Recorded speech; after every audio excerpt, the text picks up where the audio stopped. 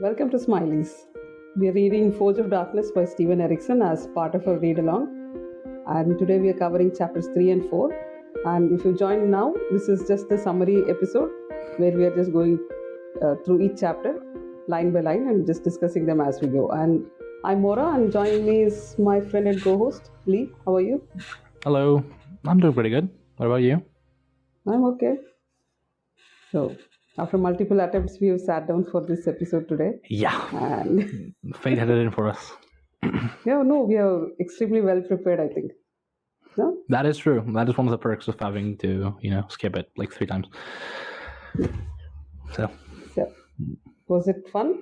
Chapters 3 and 4? fun isn't necessarily the word that used to describe chapter 3 and 4. Well, 4 maybe. 4 probably. 4 3 is not fun. so much. Yeah. 3 is definitely Gorkana's-like. It's deep, philosophical, dour, poetic.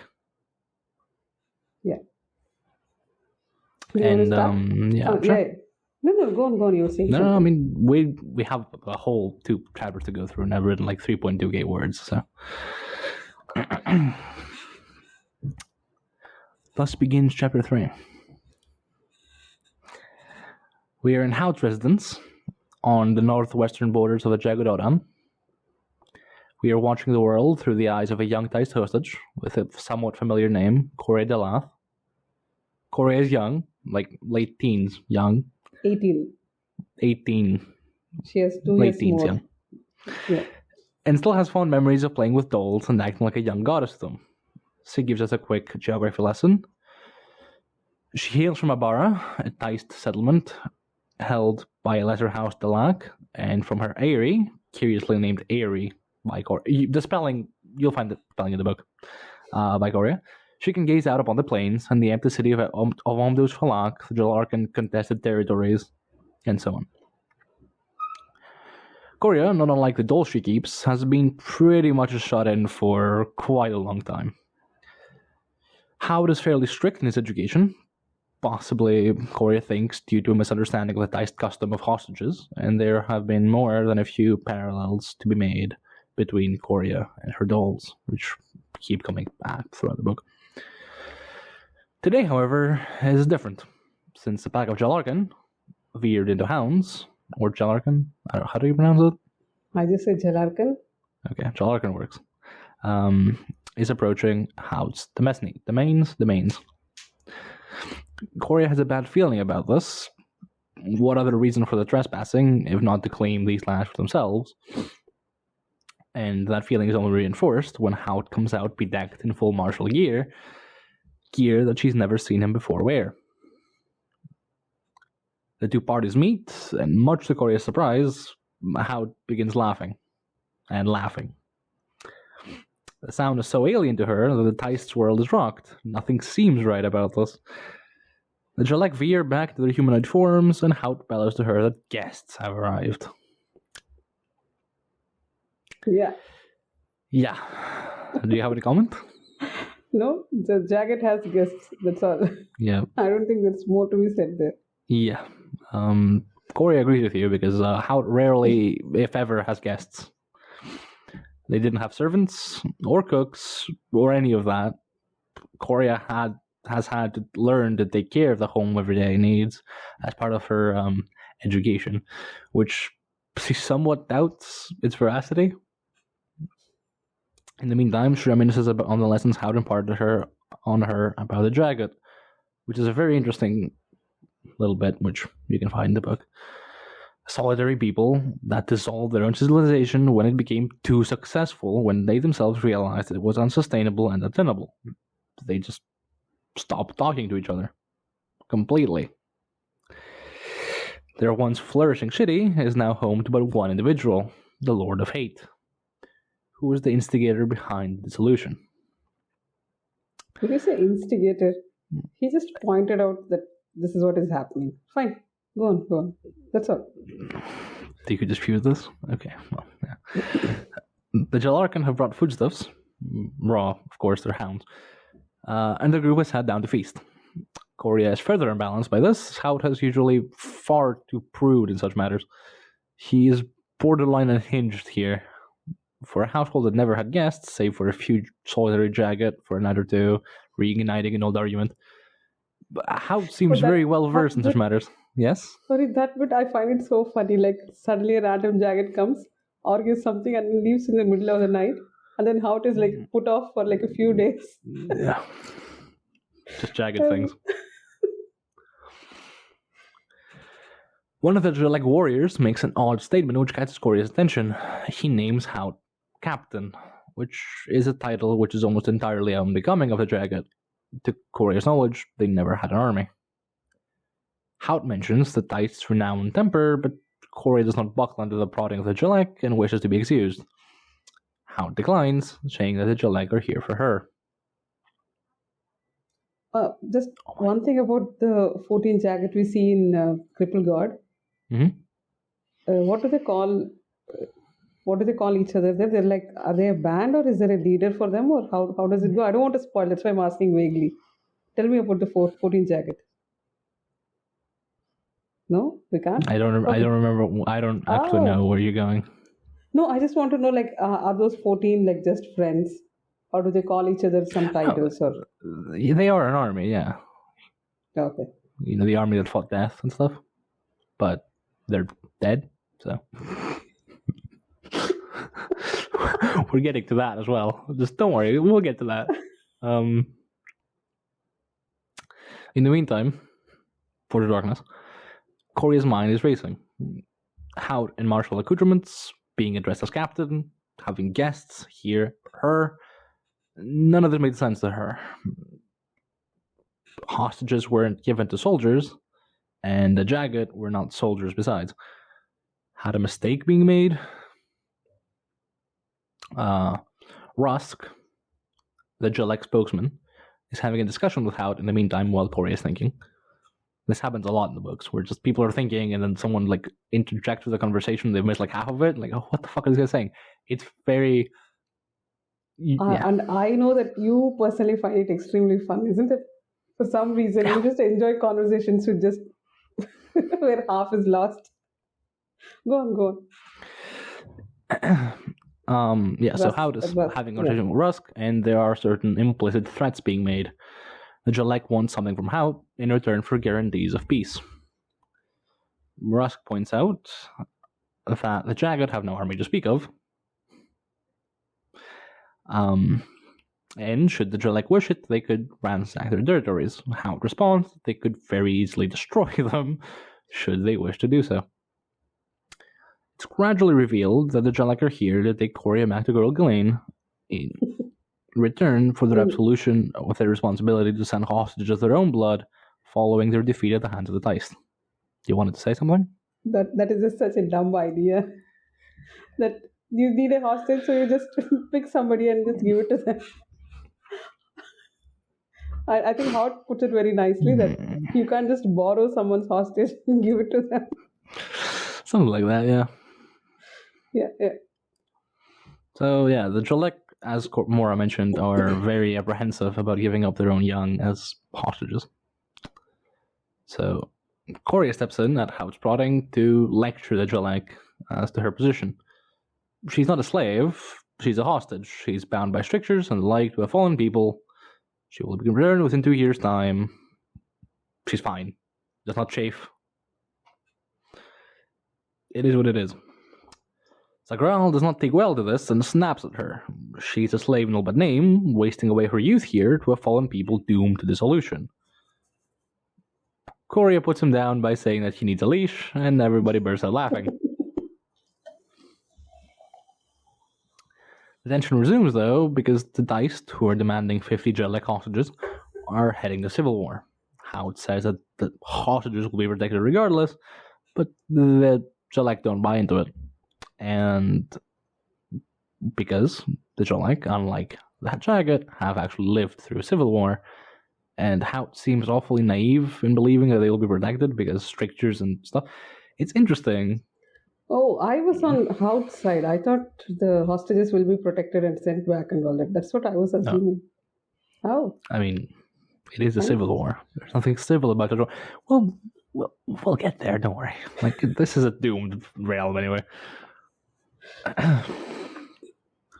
So How doesn't buy it because Mother Dark's power, unlike that of the Jalek, is not inherently chaotic.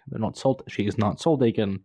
She draws power from something else, which is not as bound to drive her and the dice into chaos, whatever else up here. But if the Jalek are not planning to give up their young, no matter the cost, and if Corey is their way out, and Hout believes she isn't, then so be it.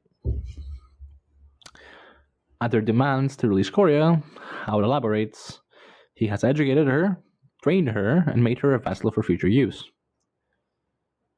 Reasonably, this terrifies Coria, but Hout does not actually bother to elaborate.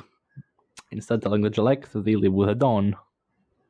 They don't even bother to wait for Dawn. With one last exchange of insults, they depart. Hout is planning to awaken sorcery to cleanse the place, but Coria's question startles him.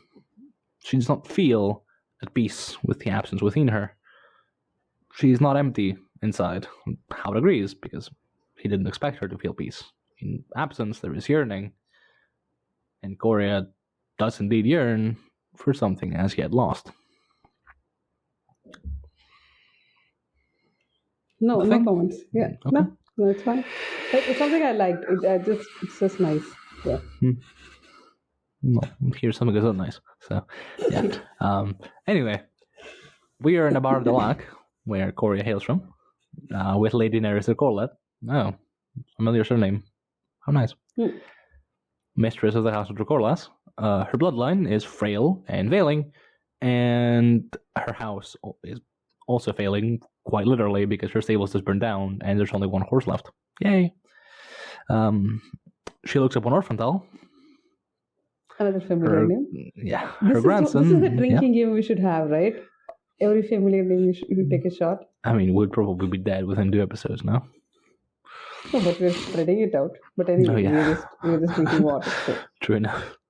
Yeah, she looks upon Orphandal, her grandson, incidentally a bastard son, and thinks back to Gallant's words. Hey, he's here too. From his latest collection, oddly nicknamed His Days of Skinning, which pissed off most of the nobles in Corral Galleon, and that is what we call a humble brag. I know, this is such a, it's Gallant is his humble. own best, he is his own best hype man, and I'm here for it. No, he's just a sales pitch. He's just trying to sell more copies. Probably. Yeah, I'm sure.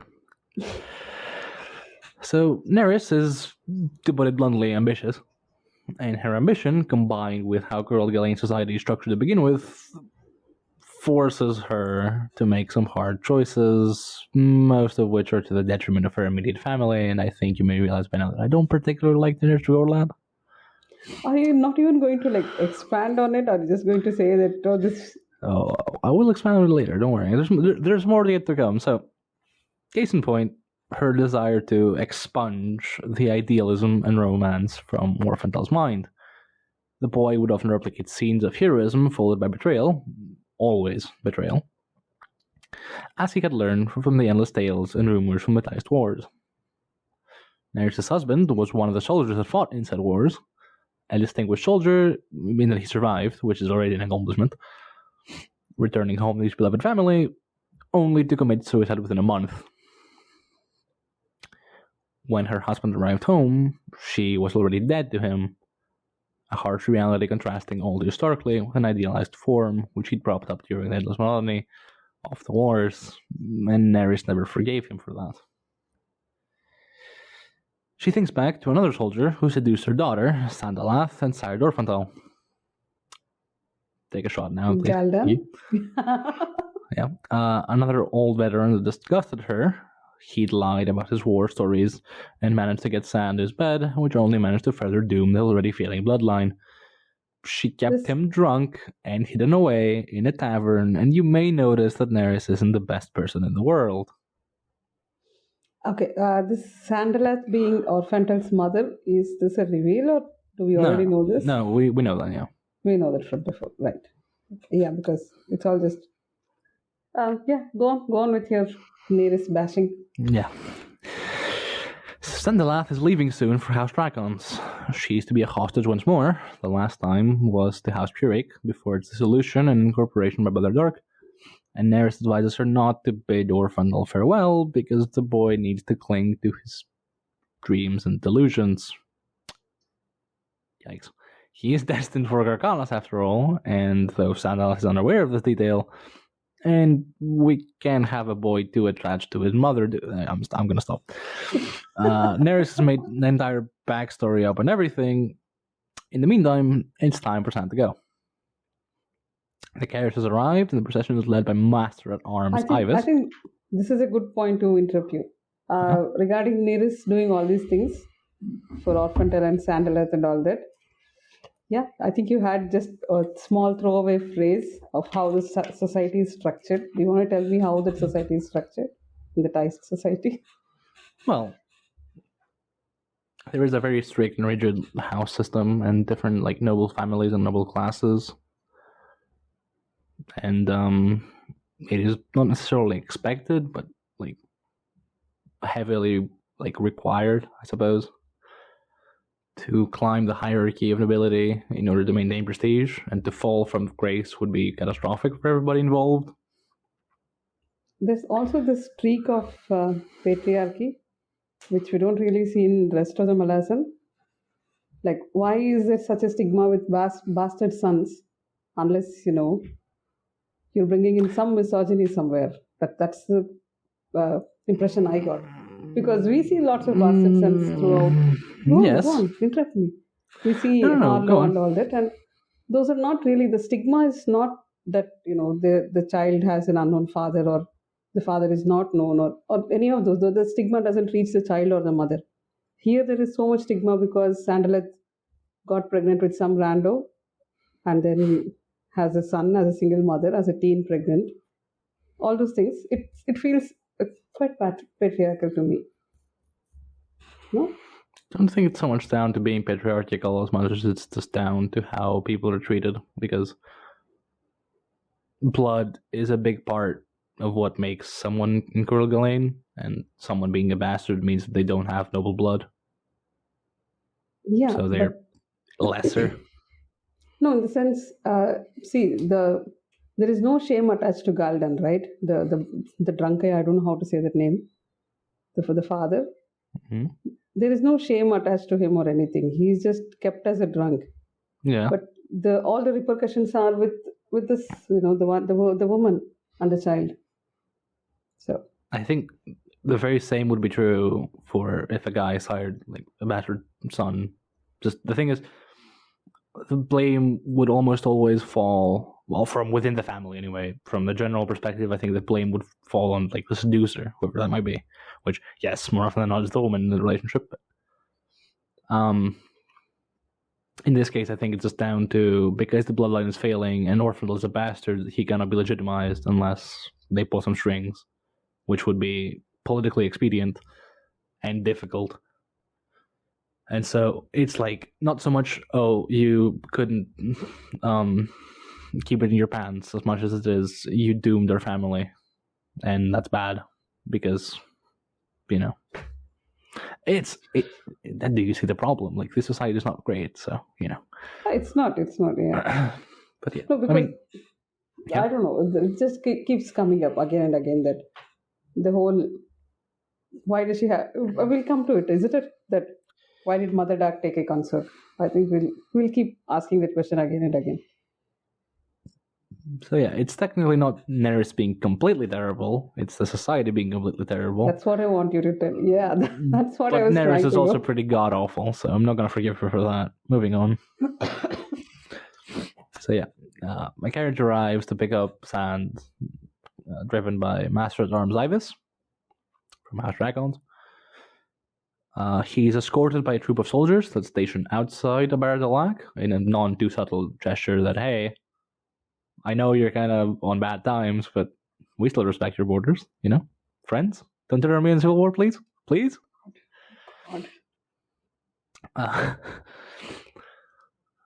Yeah. Alas, the carriage leaves, and Orphandel is nowhere to be found.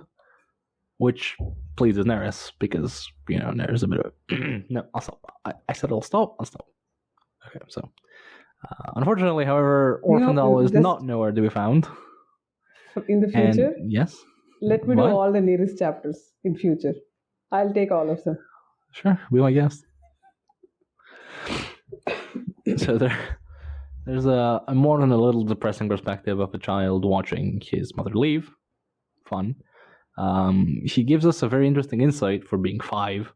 A very interesting insight about wounds from past wars, because he claims that often a knife that followed men that should have died days, weeks, or even months ago follows people from the wars into their home, and they eventually die, just like it did his grandfather, which is a very interesting allegory for, the trauma of war. Again, for a 5-year-old. I mean, it's a 5-year-old's words being told by Galan, being told by Fisher, so obviously. It's fine. There's also a very interesting image of Neris bringing up that Orphandal's day ends when, the kitchen bell rings, and then the same happens here. The call comes, and Orphandal's world must end, and so he stops musing on death and war and stuff, and oh yeah, my mom's gone, but at least you get the idea. And as is par for the course, we need to have a Sandaleth perspective. Okay, bear with me. It's fine. Poor Sandaleth. I didn't say she's not poor Sandaleth. I said I just don't You did not say that she's poor Sandaleth. Anyway, poor Sandaleth. So, Sand is quite literally clad in tradition. She is wearing her entire wardrobe. She's in a carriage whose only airway is a speak box leading outside. The air within the carriage is stale. What? Why is she in a closed carriage like that? To hide her from this guy, this drunk guy. He should not find out that she's leaving, isn't it? I guess. That's what I thought. Yeah, it's a secret. She's being sent in secret, yeah. Okay. Alright, so the air within the carriage is stale, which leads Sandaleth to believe she's hallucinating, which she very well might be, when she sees Orphandal among the burned stables. She's making as much of an effort as possible to not disappoint Neris, and so she tries to sit absolutely still, a perfect rendition of all that is wrong with Coral Galleon's hostage system and traditions. Yay! God. So, as Sandaleth is slowly dying of heat stroke, her imagination carries her away to a faraway time, when she was a hostage in the citadel for House Purake. As has become the norm by now, she was fascinated in a childlike manner perhaps by the sons of Nimander Purake, especially so by Nimander. No shit. As with Hishtula, the wars took them away from Sand, and what returned was not the stolid, stoic, immovable wall that she leaned on, but a broken, crippled man whose sons were still out there, possibly dead. A possibility that absolutely terrified Sand. Her return to Abara was no better. When she had left, it was a flourishing domain of the border of making house Tricorlas a greater house. Upon her return, most people, as the carriage man put it later, either died off, wandered away, or wandered off and died. Her father had taken his life, so the story Sand relates that he died of sepsis, because, as aforementioned, Neris is a great person. But her father was never quite known to her. Neris was again not the greatest person in the world, and thus Sand's father was little more than a faithless figure bound to her by blood than any actual relation. Do you have something to add? No. I'm just rolling my eyes at you bashing Neris again and again. Yeah, that's all. Thank you. So I swear, there's one more. I swear to God, there's one more line which I said on Neris, so that's all. So following her father's death, Sand found herself in the arms of an old one-armed soldier who gave her a new life, a way out, just way into a world. Can Yes. you repeat it? Where does Sand find herself? In the arms of an old one-armed soldier. I'm not intended. I'm sorry, but yeah. This ties. I'm gonna pretend it ties back into Galdan's perspective about having two arms. It makes sense, trust me. Totally intentional. Anyway, he gave her a new life. He gave her a way out, away into a world that she'd only caught glimpses of in the Citadel. Galdan's world was a lie. We know this. But San knew no better. And frankly, I think the lie was much better than the... Okay, there may be two lines where I shouldn't Nerys anyway. I think the lie was much better than the hand Nerys dealt her. You know, you're going to be a hostage to that guy, then that guy, then that guy. Anyway, Sand, in turn, would give Orphantel glimpses of this world. A world of heroes and romance, of boundless idealism and beauty. In those glimpses, she had remade Galdan in the guise of an Amander, down to the physical futures, but also other heroes of her youth, from her dad, to Andrus, to Sulcas, to Nimander, to whomever, and gave Galdan a hero's death, betrayed from behind by an enemy's rival. And that's why Orphantel would reenact the same stories time and again. I'm going to skip the last line because it's more Nerys bashing, and I think you could date it with it. Go on. It's okay. You just typed it. Why not just say it? No, it's fine. No, it's okay. No, you can't like... I'm backing away. Anyway. Oh, are you serious? Okay. Sandala is on the border of fainting from heat stroke, and as the carriage comes to a halt, she's hallucinating so much that she's about to just drop dead. Just bad. So Ivers is shooting Griggs at the mere possibility that Sandala might die on his hands, and Draconis' gesture to take in the last scion of a fading bloodline could just backfire horribly. While his gesture is very political in nature, it would obviously be taken very badly. Draconis has no intention to alienate himself further from the Nobleborn, and this was supposed to achieve the opposite of that, make an ally, not kill the only ally he still has. So, Ibis bribes and /or threatens the coachman to not speak a word of what happened, and then sends him on his way. Luckily for our Master at Arms, Sandal is not dead. She has merely fainted. Big surprise. Big. She comes around, but not before the troop takes a look into her strongbox. The strongbox contains stones. Lots of stones. Like the entire box is filled with stones. And at this point I'm thinking, is this a metaphor for something? Or is this like actually just used stones? These stones, as we later learn, they are stones from the shores of the river, the Durson Rill, and they are meant to signal avowed love. And San has a box of them. It's from the same guy. It's from the same guy. And I'm not going to ask Nerys. I'm just going to... You can. Why not? Free speech. You have free speech. Ivers informed San of what happened. She fainted. And they had to stop at the side of the road. They'll ride the rest of the way because the carriage can't go any further. And, well, he more or less showers her with white lies. They've no idea what was in the box, but it is heavy. He's sure that it must be toiletry because he has a daughter around her same age. Sand looks kind of unconvinced, but she is in no position to argue further. One guy from his troop, Sillin, makes a wry comment about Iva's daughter. God help, Abyss help us if the daughter looks anything like you. I don't think I need to tell you that Ibis does not actually have a daughter. But yeah, good guy Ibis. Yeah, he is. Now, of course, we're not actually quite done with the depressing POVs yet. Cue Galdan. The last depressing POV. So,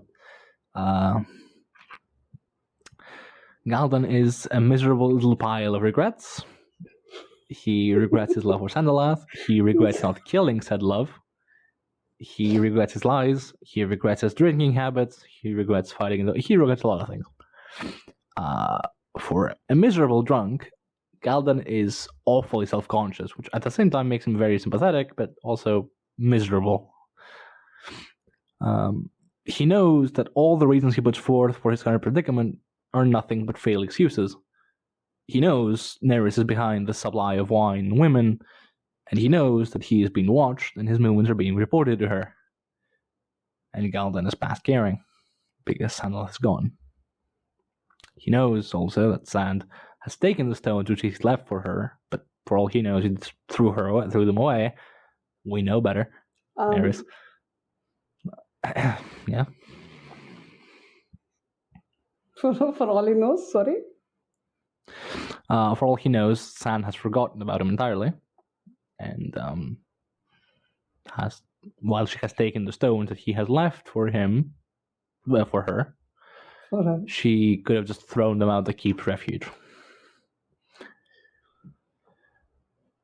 There is a very poignant parallel and some allegories about two good men having two good hands, one to keep things close and the other to push them away. And Galdon has lost his hand with which to push things away, and so he drowns in excess. And it's just very sad. And there's just a bit. Oh my god! Oh god! Last one, I promise. I'm you. so glad we didn't do things like Felicin or anything. What? Why?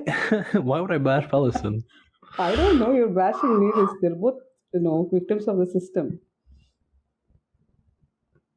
Are we seriously comparing Nereus to Felicin Baron right now? No, but okay. Nereus deserves some sympathy. I mean, you can't just keep... Okay, maybe some sympathy, but that does not make her any better. Calling her a bitch for 5 times in half a chapter is a bit extra. Yeah. I didn't use that word specifically 5 times. I know you did not use that, but we all heard it. I'm not going to apologize for that. I'm sorry. Anyhow, we're back after technical issues. So, we were getting at that we had just finished the depressing POVs, and we're actually about to get into interesting POVs, which I particularly enjoyed. So yeah, Korea is fun. These two are fun. The middle point isn't. But at long last, we get into my preferred part of this chapter, which is the duo of Galar Barras and Kilaris. So you'll have to say their names clearly, because Galar Barras and Kilaris, everything sounds it's gonna the same. Get very confusing, because there's a Galar Barras, there's a Grip Gallus, there's a Kilaris, there's Bursa, there's Bered, there's so many different names that sound so similar. I'm gonna fuck them up eventually. So bear with me. Yeah. So Galar is a member of the Huss Legion, and he is riding to Huss General's hold. Huss General being the master of the Huss forges. So, and he's thinking a lot. So, in this instance, he is thinking about the Forlagun thing, seeing as not long ago he was spitting them on his sword, and their notions of justice. Theirs is a justice that brings order through violence and threat, imposing peace in the name of order. Galar disagrees. It should be the other way around, because this particular line of reasoning hides within it inherent contradictions that also incidentally plague Bath Sander in the last chapter. To make a long story short, Galar Barras rips the Forlagun notion of justice a new one, and it's delectable. In the meantime, further backstory. What came to be known as the Huss Legion was a contingent of the South Border Swords that first came into contact with the Forlagun and almost broke until the Huss resupply, upon which they were, as the name implies, resupplied by the Huss forges with new blades. Galar has spent quite a bit of time studying Huss swords, and thinks he now understands part of the terminology used by the weaponsmiths and what it means for the blade.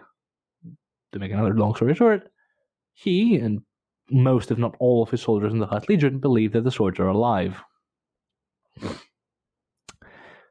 So, his thoughts circle back to the present, for he is in the company of Kilaris, captain of the House Blades of House Purik. Said house is effectively defunct since the death of Ramander. It has been incorporated into the domains of Mother Dark, with all its servants and scions taking on the name of Andi, Children of Night. Kilaris' presence is not particularly surprising to Galar. His lord, Anamander, is no stranger to the Huss swords or their insistent streaking, and was one of the few nobleborn to personally congratulate the Huss Legion in a gesture that won over the hearts of most of the border swords present. That day, the Huss Legion became Children of Night. Alas, that did not bode very well with the soldiers of Yursander's Legion, which got effectively shafted following the wars, with its ranks left in the limbo of reserve ranks, while the Huss were maintained and reversed. and revered, rather. According to Taurus Redone, Galar Barris' commander and occasional lover. Occasional, one time. I don't know. Was it occasional? I thought it was a. Well, it was a one-time one-time thing, but it's implied to be, whenever they have the courage to do so. To get drunk, yeah. Yeah. Well, my bell. My boy Galar does not get drunk. Oh, she gets drunk, yeah. No, she gets wasted. Yeah. So, according to Taurus Redone, peace had become a disaster. Nowadays, however, his regrets about not pursuing Taurus further, notwithstanding, Galar's allegiance to the Citadel of Carcanas for the Hut Legion. The two of them, Galar and Galaris, are riding in silence to the Hust forges, but Galar isn't particularly interested in opening up conversation. In his time in Carcanas, he has since found out that the rift between the Hust and the Kurd legions, or Sanders Legion, is but one of many. Draconis has become the focal point for contention and tensions in Kurd Galain, and nobody seemed to be able, or willing, to diffuse the tension. At least, Galar reflects, should things come to a head, Mother Dark will step in to avert civil war, because the alternative, even if that requires turning her back on Draconis, because the alternative would be turning her back on her children, that shed blood in the name of the realm, and who would dare do that? Nobody, absolutely nobody. Meanwhile, Galaris evidently does not have the highest opinions of Galar Barras. Rumors among the wardens of the Citadel have it that the Hust blades would poison the minds of their wielders. And incidentally, all the wardens in the Citadel are veterans of your Sanders Legion. And looking upon the man riding at his side, Galaris is inclined to agree. Galar is young, far too young to have lost sight of joy the way he seems to have now. He wasn't very much liked in the city, nobody accompanied him, nobody spoke to him, nobody invited him to events. Regardless, Galaris is here on official business. He has a missive from Anomander for Lord Hastenerald, and he will deliver that missive, whether or not the presence of Galar Barris is a calculated insult, or otherwise is irrelevant, if slightly irritating, to Galaris. Galar breaks the silence by inquiring as to the contents of the missive. Galaris, perhaps more than a little apprehensive towards him, replies in a somewhat snappy way. The conversation is somewhat fraught with tension before Galaris breaks the tension and directly asks why is Galar escorting him. The latter responds that, well, he was a border sword before he became the soldier of the Hust Legion, and he is not a man well suited to the Citadel. Galaris realizes quite quickly that he has misunderstood the man, and that indeed a young man is riding at his side. He gambles by pulling rank on Galar, which is not something he can technically do, but if Galar is indeed chafing under in Carcanas, he'll quite eagerly accept, and he does, and the two of them ride into the gates. Prior to their arrival within the manor, Galaris lets Galar know why he's here. Lord Anomander has commissioned a Hust blade. Exciting. And then they were through the gates. The die is cast. Oh, nice. So that was a summary. A summary, yeah. Perhaps a bit more apprehensive towards Nerys Recorder than was desired or required, but that's okay. You can't summarize objectively. You have to Yeah, that's true. Can you summarize anything objectively? Me? No. Yeah, No. Yeah. So, shall we start with chapter 4? Do you have anything to add? I don't believe so. Beyond, if you're listening, go back and read Galar Barris' introducing thoughts about the Forlgun, because that's fascinating. I think we can but talk about it in the part 2 in discussion. Yeah. Because I don't think we have much of other things to talk there, so I'm not sure.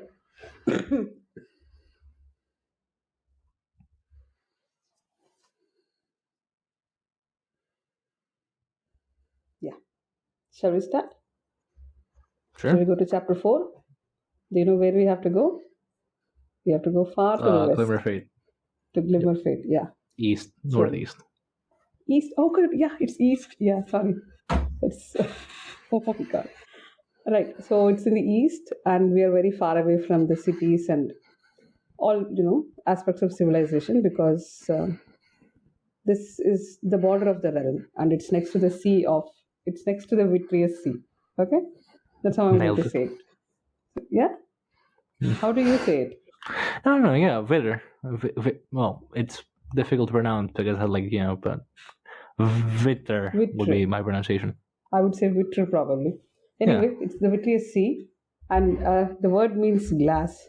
We looked it up, so... and here so you didn't have to. And it's described as a calm, usually silvery kind of sea, which has a mottled appearance sometimes. I initially thought the word Vitter meant acid because, the description makes it seem as if there are toxic fumes coming off of it, that even stones which are exposed to the sea tend to get worn away, they get obliterated. So it's a very toxic place, and next to the shore, next to the sea, there is a shore, and beyond the shore, there is a kind of vegetation called black grass, right? It's a type of sharp-bladed grass that thrives in this place, and there is no rains. It's quite hot, but still this grass grows there. And, when I say sharp-bladed grass, I literally mean it is sharp, like it can cut through flesh. So they have to use wooden armor on the horses to ride among these grasses. And who is riding horses in this godforsaken land? They are the wardens. I would have said border swords. I keep thinking these are border swords because this is at the border, but no. Remember, these are wardens of the outer reach, right? So these guys, their job is basically to patrol the shore and keep a watch on the Vitru because this sea has been seen to be slowly expanding and eroding into their lands. I'm not exactly sure what the game plan is that once they see that the Vitru is expanding, but they just stay there and keep a watch on it. Yeah? Probably just tell everyone to run or something, maybe. The eastern sea is rising, go west or something. Anyway, so these guys, though they are warriors, they dress in silk because it's hot. Anything you want to say? No? Right? So it's quite hot. It's a hot place, and so silk works best. And because of the toxicity of the Vitru fumes, they can't wear leather or iron or anything because it corrodes everything.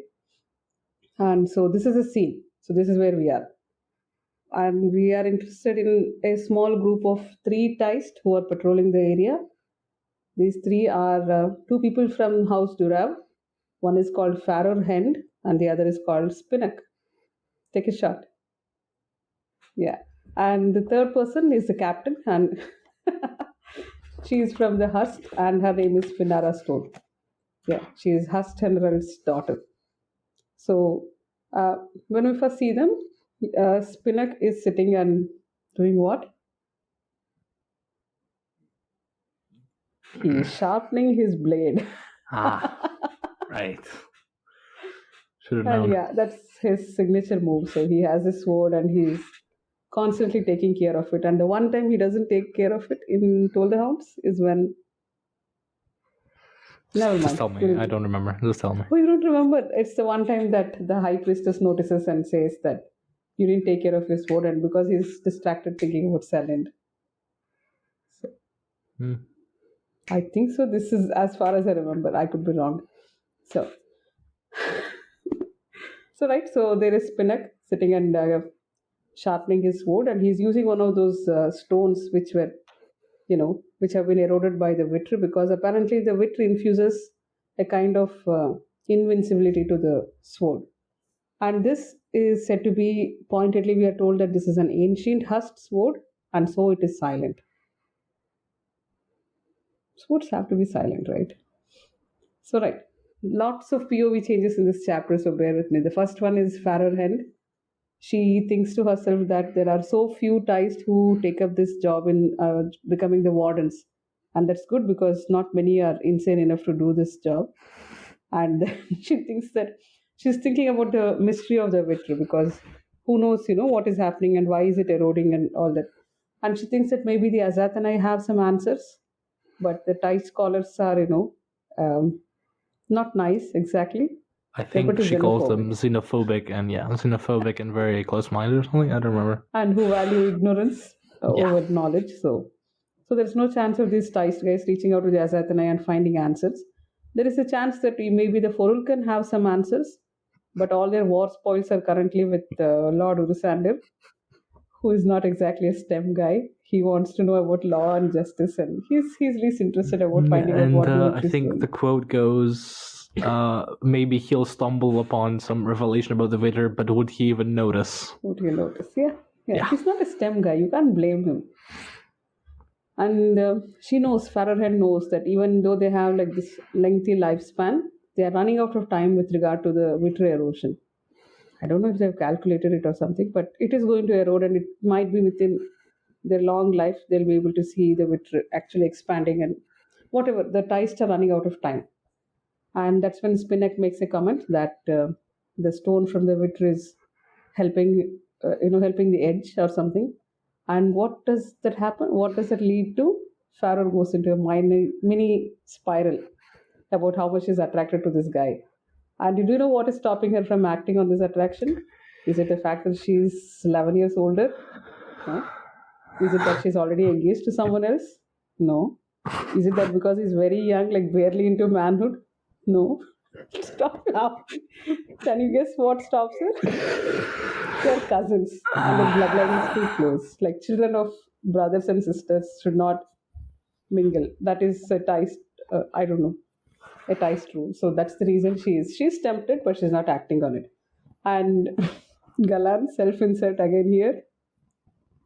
There is one more poem saying she thinks to herself that the ground is bare and hard and will hold all secrets, but the sky cares not for the games of those beneath it. Right? So this is how she's acknowledging her temptation and thinking that we are so far from civilization. Like, who cares? Nobody will know if I shag my cousin. Yeah, that's exactly what Galen is saying there, right? So, and this is when she starts thinking about how poetry works. Like Galan's, especially Galan's poems. I can't believe the arrogance of this guy. Like, he says his poems contain truths that seem to like personally speak to everyone who reads them, because they're able to add their own flavor to it and make it relatable to themselves. And Farrell, being Farrell, she thinks that poetry is like magical. Anyway, Spinach is still thinking about the Wither and trying to make small talk. So he says that the Azathanai have like rare vessels that can hold, part of the Wither in it, like made of stone or something. And Farrell just wonders why anyone wants to collect that stuff. Right? Good point. Yeah, it's a good point. It's a really good point. Yeah. What are the Azathanai doing with the Wither stuff, right? Like carrying it in pots and doing what? So now we come to some flirting. The Thais level flirting. This is how it happens. Because she asked him, like, why would anyone want to collect this stuff? Spinach goes, Mother Dark is the answer. Right? And Pharaoh agrees, yeah, Galen also says the same thing. And then Spinach asks, oh, beautiful cousin, tell me. And, for a second, she's not able to respond because he called her beautiful. And then she goes on, like, in unrelieved darkness waits every answer. This is what Galan has said. It doesn't mean much. It's just a sentence. In unrelieved darkness waits every answer. So obviously Spinach says, I don't get it. I don't understand what you mean. She says, you learn. You're like, you're still young. You learn. And then he says, oh no, I'm not that older. You're not that older than me or something. And then, Farah has had enough. She changes the topic. She says, let us set camp. Finara will be back. Our captain is coming back. So light a fire or something. And then Spinach says, oh, so there is no unrelieved darkness today. So we're not going to find any answers today. Right?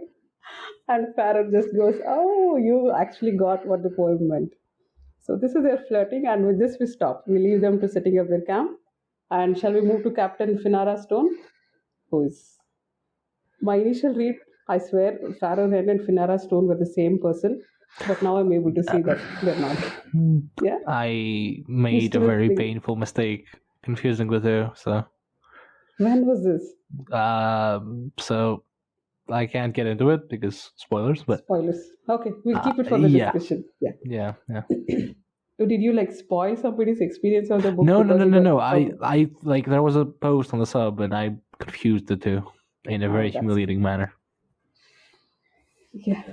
Good. So Okay, yeah, I can relate to that. Yeah. But no, this is fine because now it's quite clear that we have to read it at this pace. That's what we don't do, Lee. That is the whole point.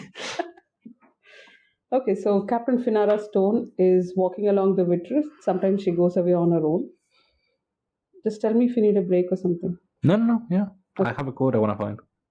Oh, okay. So anyway, on the shoreline, she sees that there is an interesting headless carcass. It's quite huge, and it seems to have washed up from the Vitter, which is something that highly unexpected, right?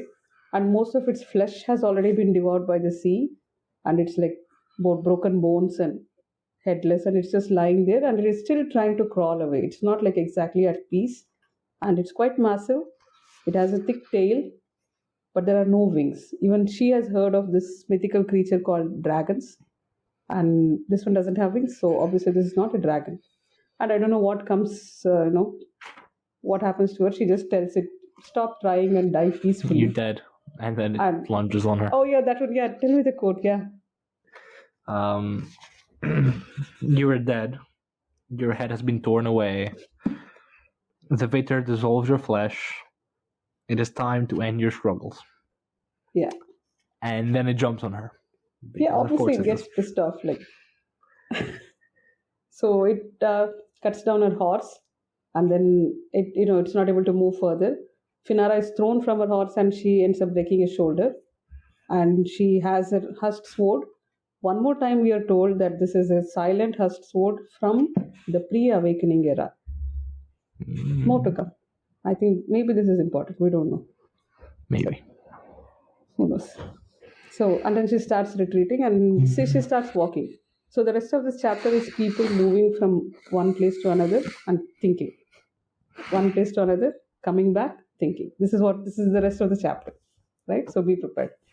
And now, as she's walking, she notices the animals, and we're told that the animals in this area, because of this black grass, they all have scales. Even like deer, even boars, everything has scales, and they all their big enemy there is something called the naked wolves. No idea. They are the ones who will attack them, so she has to be careful. So as she's walking, because it's dark, she thinks of of legends which say that at one time night was absolute, and earth and stone were just like promises of potential, and it needed the kiss of chaos to bring life. So darkness imposed order on chaos, and that is how life was born. And then the realm got divided into light versus dark, and they're constantly warring with each other, and that is life. But yeah, Finara is not able to understand things like this. Like, how can there be nothing before darkness? Then doesn't that mean that creation is like one instant? Either it's done already or it is going on simultaneously, eternally. So she goes on into these thoughts, and then finally she decides, I'm going to stop here, because she has seen unrelieved darkness and she has found it frightening. She has seen the heart of fire and light and she has flinched from it. So what does she prefer? She prefers to be between the two, in cool, indifferent shadows. I don't think this is important, right? I don't think so. No. Yeah, She just likes shadows for some reason, right? And she remembers her, when she met Mother Dark, when she had to that she's joining the Wardens, and she felt the seduction to just surrender everything. But the only thing stopping her was her remembering that Mother Dark was once a mortal Taist woman. I think this is when we start getting some backstory. What? Are you shocked? That's a fake shock. Okay. So we start finding out that Mother Dark was once mortal, just a Taist, almost Finara's age. And now she wonders why her people have become so superstitious that they're calling her goddess. And they're saying that she is the elemental force now. So she knows that these are prisoners' thoughts, but she doesn't care. And she knows that faith and governance cannot be separated. It's just the currency is different, but they're all the same. If you disobey, it is at peril to... Do you have something to say? You can interrupt me. No. Carry on. That if you disobey, it is at peril to life or liberty or freedom or something. I can almost hear you saying some response, but yeah. So fucking close. So, briefly put, she just concludes that rule my flesh, rule my soul. And she doesn't care what philosophers, scholars, or even poets say. All they do is try to distract the populace because, it's only the currency which is changing between faith and governance. As she's thinking what happens, she's suddenly attacked by She something. gets launched, yeah. This happens quite a bit in this chapter, especially. Like So- people are thinking, and then like suddenly something happens, and they just almost die. Yeah, and now we cut scene to Farrerhand and Spinnet, who can hear her cries at their campfire. So she tells him that you build the fire and wait here. I'll go ride out and bring back our captain. And Spinnet says, "Oh, I don't want to lose you, cousin, or something." And she replies that you have many cousins. A bit harsher than than Which what is, she yeah, intended. a very weird answer without context for Spinnock.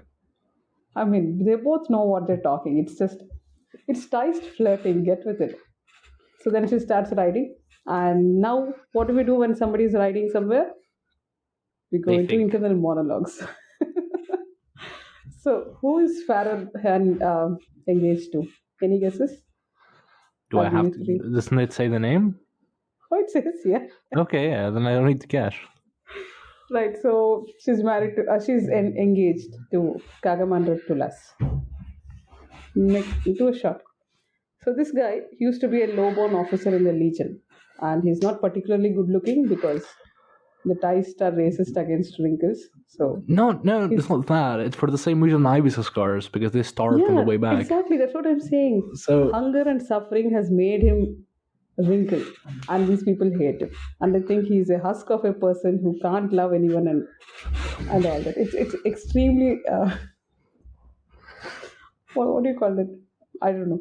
Okay, so he is a low-born officer, but during the wars, he has saved Silkus's life, and so Mother Duck herself has elevated his status, and now as a gift, he's been betrothed to the Durav house, which is a greater house, and Pharaoh is part of his reward. It is just, yeah, I don't have anything to say there. But then she believes that he's incapable of love, but being dutiful, she tries her best to remember his name and remember his face. Sorry, and whose face does she keep seeing? Spinnock? Obviously. Anyway, she reaches this place where there are some dead wolves next to the grass, and she starts following the trail. The trail is like completely filled with blood and gore, and she knows that at the end of it there could be Finara's dead body, surrounded by at least 50 wolves feasting on her. But still, she is almost ready to follow. Her only regrets. What are her only two regrets? She didn't worries- shag Spinnock? No, not everyone is thinking the same thing.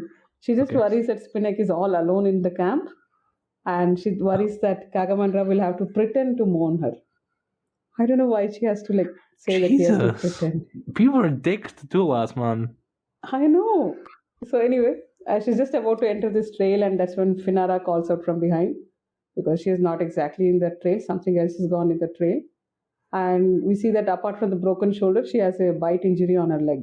Okay, and she tells her that something has walked out of the sea, not crawled. Something has walked out, and then they see that there are some small footprints filled with vitriol moving from the sea into the grass into the trail, right? And she scolds Farrer that have I taught you nothing? But you're going to just follow the trail just to find my dead body and just die in the process. And then they decide that they have to follow this whichever creature has come out of the vitriol, but first they will go back to the camp and rest for some time. So they're going back to the camp. What happens? Finara is dying of infection, and so they're thinking.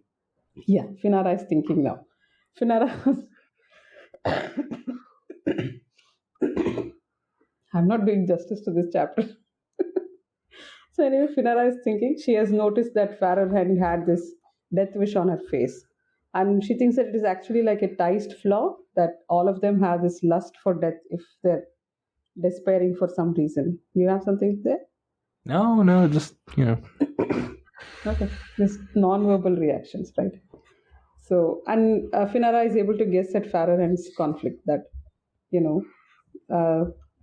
she has some thoughts about Spinnock, who is very good looking, He's being pursued by men and women from a very young age.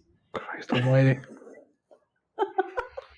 And you keep saying Rake gets all the girls. It's not Rake, it's Pinnock. Yeah, I mean, it's not even a joke anymore. It's like actually canon that like everybody lost after Spinnock the Rogue. So Yeah.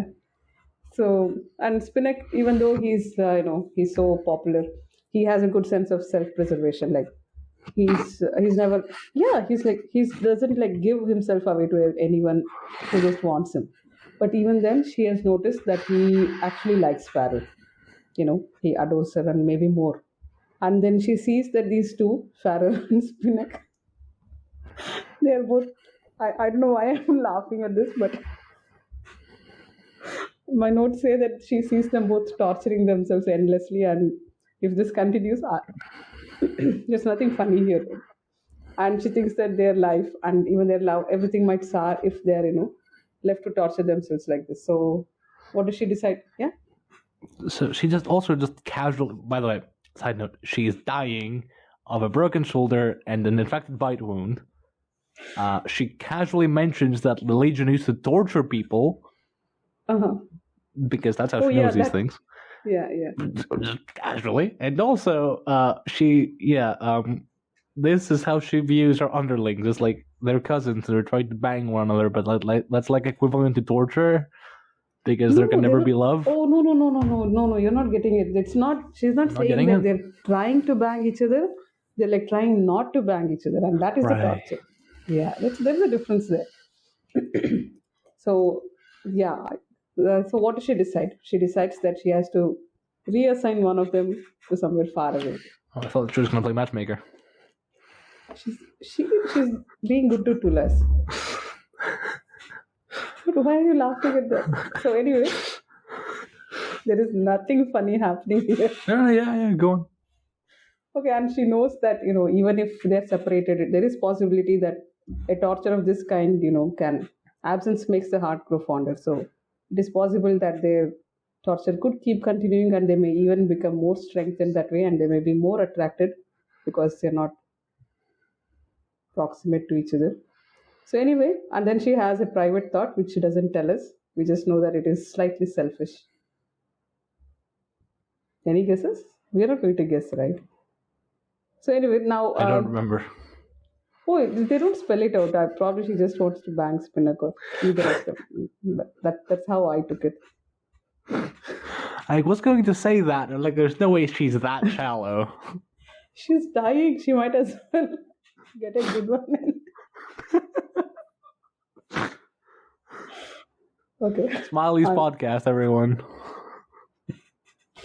Okay. Yeah. So now finally she decides that they're far enough away from the shore and they can ride the horse back. And as she's getting on top of the horse, she murmurs that Spinnock is too young, there are responsibilities, and the wit is the kiss of chaos against which they have to guard themselves, right? And then she almost passes out. So now, because she's passing out, we can't follow her thoughts. So what do? We follow Farrowhead's POV. And what is Farrow doing? What is she doing? She's riding back to camp. And thinking. There is this woman sagging over me, and yeah, go on. You had something to say. No, go. Please go on. Yeah, she is thinking that this Finara stone has a very, I don't know why does it matter, but she thinks that it is almost like a man, a body hard and wiry, twisted like rope. And though Finara has this habit of being too shy to make eye contact, she had stared really hard when she found out that Farrell was about to follow the trail. And she knows that she has seen something of her feelings. And then she keeps thinking of this thing which has come from the sea. And by the time they reach the camp, and they start treating Finara's wounds. Okay? And now it's morning, and Finara still has fever, and she needs more attention. So Spinnock offers to take her back to their outpost, and Farrow decides that she will go look for this thing which walked out of the sea. And Farrow suppresses all emotions when Spinnock leaves, right? It's just a very quick and official goodbye. Now, She has to go back to the trail. She has to ride back. What does she do? She thinks. She thinks? Yeah. She thinks. Yeah. What does she think? She thinks that life is a crossing of unknown trails, and you only know where a path leads by taking it. But that also means you have to surrender the path you're on. Should I ditch my fiance? This is what she's thinking basically. Anyway, she finds the trail. Okay, I thought that was actually going to be deep, but they just like dropped that on me. Like, okay, well, I should have expected as much. But this is the moment she has like said bye, a very hard bye to Spinach, trying not to think about what it means, and she's going back. She might die. Who knows? So this is what she's thinking. Anyway, she finds the trail, and as she's following, it's a trail of dead wolves. Basically, all the wolves have been cut down, and the trail seems to be leading straight south, straight to Carcanas. Okay, and by the time she finds who's causing all this death and destruction, it's late afternoon, and the light seems a molten gold color, which she has not really seen before. And changes are coming to this world. So who does she catch up with? There is a fair-skinned, blonde, naked woman who is wearing a scaled wolf hide on her shoulders. Her hair is roughly hackneyed, though she doesn't carry any visible blades. This is a big mystery for me. I think I've told you this. It's explained later. Is it? Okay, thanks. Okay. Anyway, Farrer asks her if she's Azathanai. This woman has a strange language, and she doesn't seem to remember anything, except that she replies that Azathanai, the word it's a bigger phrase, and it means that people who were never born. Okay, she doesn't know her name, so Farrer names her Tris. Okay, just for our listeners, do you want to tell me the difference between Tris, Driss, Drek? All these similar sounding So, words. Tris is the queen of dreams, Driss is the warren of the earth, and Drek is the worm of autumn. Yeah, thank you. So And yeah. anyway, they decide that she will be taken to Carcanas to meet Mother Dark, and Tris finds the name somewhat funny. That is she called Mother Dark or something? Yeah. Before you go on, I should note that the language which Tris uses, despite pretty clearly being Azathanai, she says, Azat drevlid natar Azathanai, the people who were never born, and Faror does not recognize the language, and Faror knows how Azathanai sounds, and that is not Azathanai. So Tris is using some language which is not Azathanai or Teist or anything Forlken or something of the like. Oh. Just throwing that out there. Okay, I did not notice that. So anyway, they have to go to Carcanas, and so she weaves a horse and some clothes and armor and everything with grass, and makes one similar to Farrer, and so they start riding. Thankfully, we are not following their POVs there. We go so back. They're not thinking anymore. Maybe they're not. They think a lot more in future Trevors. So we'll go away from Glimmer Fate. We are going towards Neretsor. Yeah. Anyway, we switch to a small group, okay, which are also heading. They have left from there. They're left from there, and they're heading towards the same outpost. I forgot that was in the same chapter. Yeah. Oh. Anyway, they are going to meet the warden commander, who is called Khaled Hussein. So, with him. Incidentally, also son of Hassan Earl, and I'm noticing a bit of nepotism here. Yeah. We've been told nepotism from chapter 1. So, any further comments on the Teist society, we can keep it for part 2. So, anyway, the group is led by. You say Hunral, so I'm also going to start saying that. The group is led by Hunral and Osir. I say Hunral. We should ask Steve next time. What does Steve say? I don't know. That's why we didn't ask last time. Yeah. So we have the first POV is from Sharinas Ankadu. How do you say it? Sharinas. Sharinas. Oh, Sharinas sounds very nice. Yeah. Sharinas Ankadu. Does it sound familiar? Maybe. She's part of a trio of Legion captains who are calling themselves sisters in spirit. Probably 2 of them are sisters and 1 is a cousin. The names of the other 2 are Infian Menand and Taith Lorat. Absolutely unfamiliar names. We've never heard. Sharina Sankadu, Infian Menand, and Taith Lorat. Because I am so dumb, I never really put these together till it happened. So I'm just going to keep stressing on these names. Yeah, seriously. Right. So I had to actually tell someone that Infian is not actually Menandor because Right. So Sharina's Ankadu, Infian, Manand, and Tetlo, right? The other two are missing, so we have only Sharina's here, and she has an amazing POV. I really like it. She's a veteran of the Jalarkat campaigns, and she hates the cold. She likes the sun because she doesn't burn, and she tans. Yeah. So she likes the golden evening sun and all that. Okay. She is riding with Osirk, Hunral, Ilgast, Rend, and some three cousins of Hunral, and also Kagamandra Tulas, who is headed to this outpost because that's where his fiance is, it's betrothed. supposedly. Yeah. Hunral has three cousins, Serap, Risp, and Seveg. If you have any comments here, you can say it now. No? No, yet. Okay. Nothing yet. Okay, nothing here. Yeah, absolutely. So these guys have left Neretsor like 3 days back because Hunral is basically gathering a small troop of people to visit the warden's outpost and to find out which side they're going to support. So he has asked Ilgast to accompany them, and Ilgast has only one question in reply. He wanted to know if Urusander knows this is happening. Hunral is about to evade the question, and Osir, being Osir, says, "Yes, my father knows what we're doing."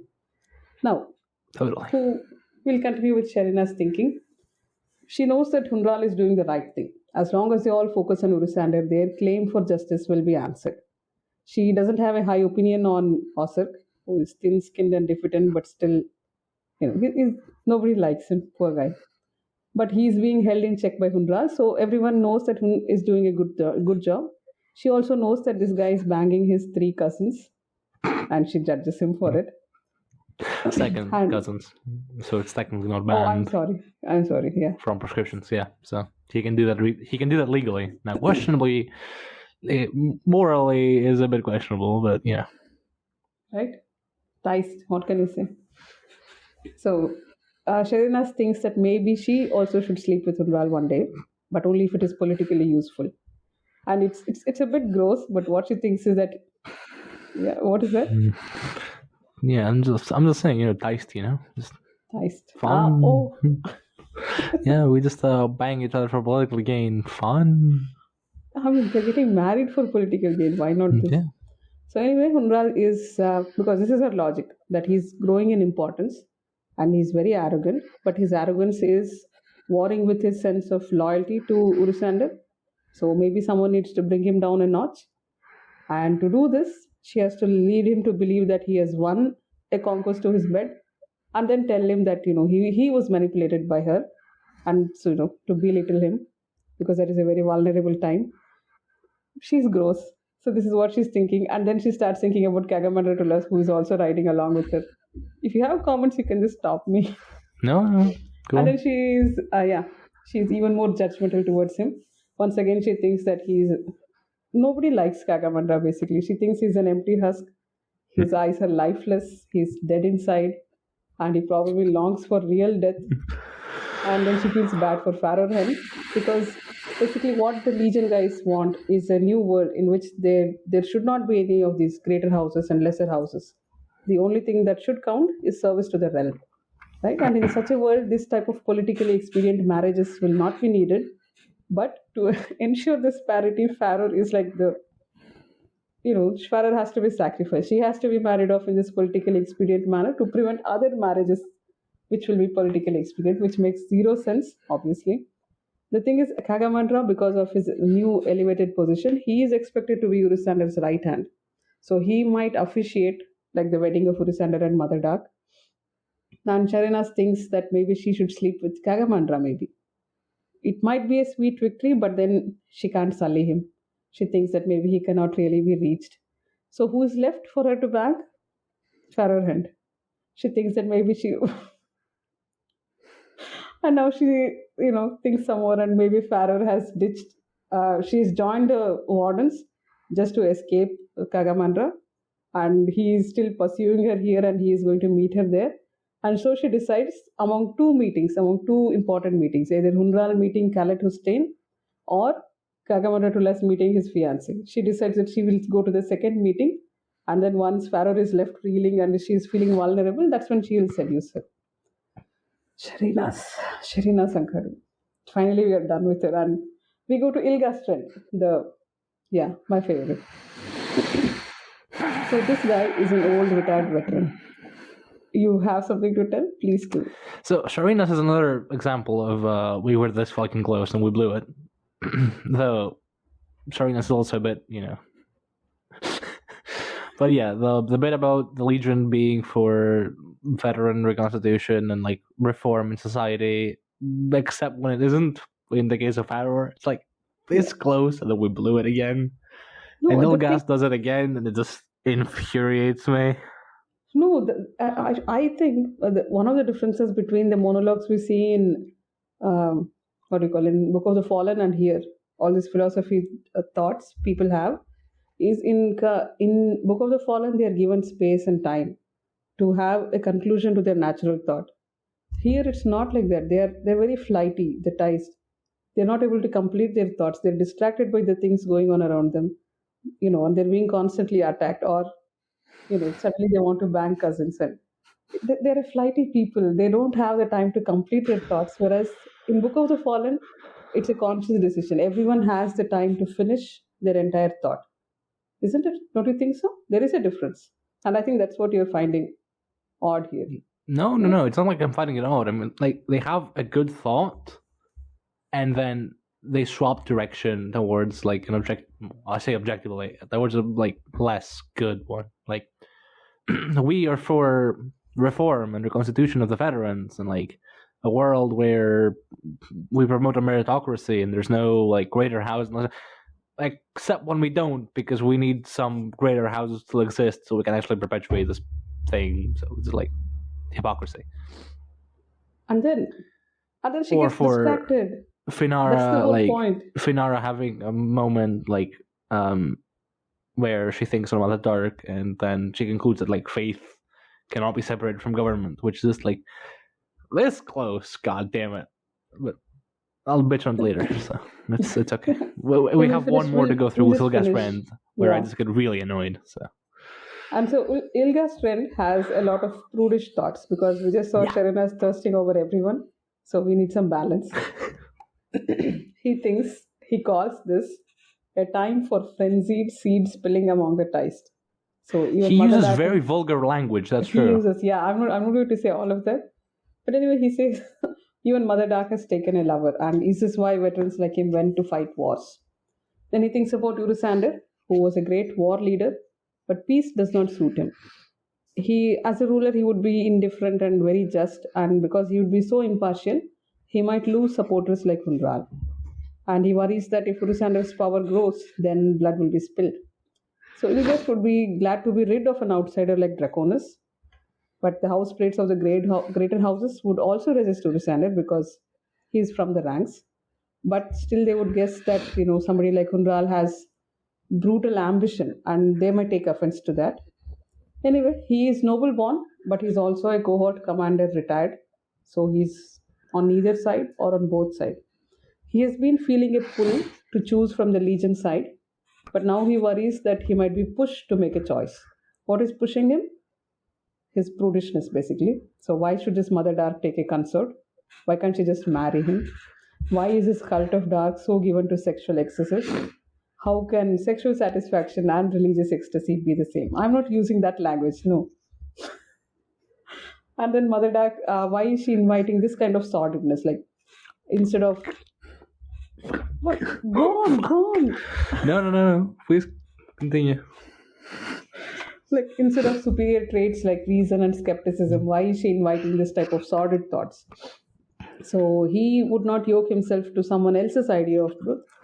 And these are not the reasons he's in Urusander's shadow, right? Because these are just my favorite quote of this episode.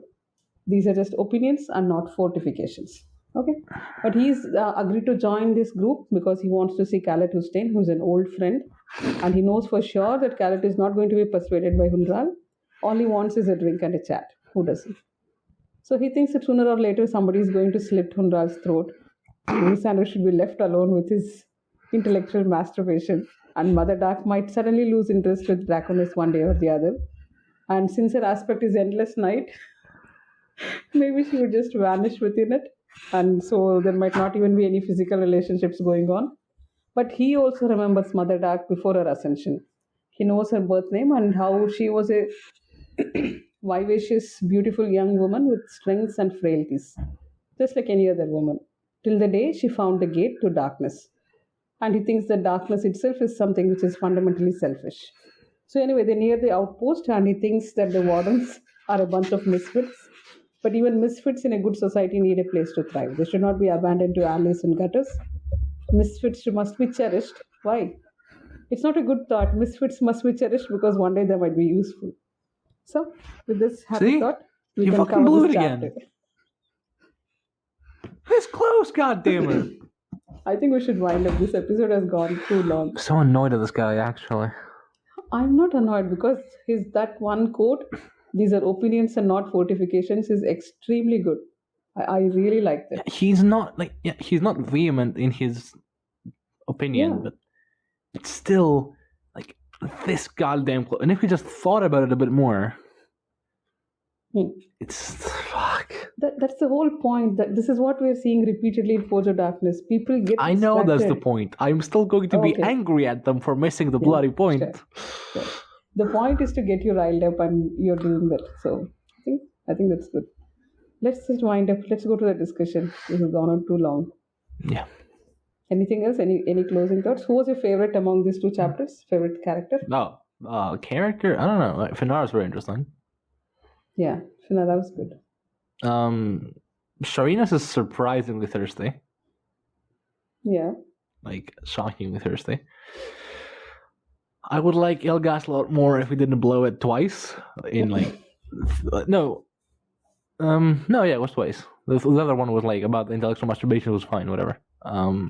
His whole section was fun, regardless of where he went with his thoughts. But it was really fun to read. God damn it, dude! Yeah, like Okay, it's no, people just like tell me the character, and then we're moving on. My favorite was Hout, the Jagged. I agree. I can see that. Yeah. Who else? These are all the Galar ones. was nice. Galar Baras, your favorite. Yeah. Galar's nice. Yeah. Your boy.